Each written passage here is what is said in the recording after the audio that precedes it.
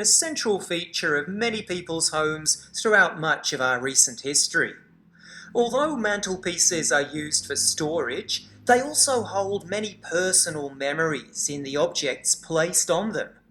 In the past, fireplaces were in the centre of the room and were the place where the household met together.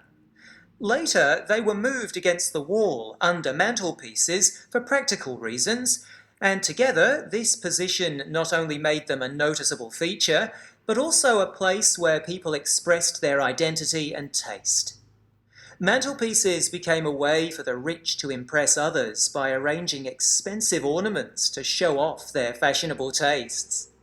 We see this in the 19th century, where objects were arranged carefully and symmetrically to show prosperity and position in society.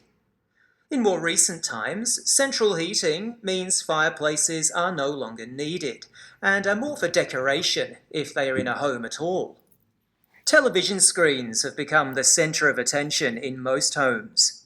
Still, mantelpieces remain common, and they often have more than one function, being used to store everyday objects like makeup and scissors, as well as family photos.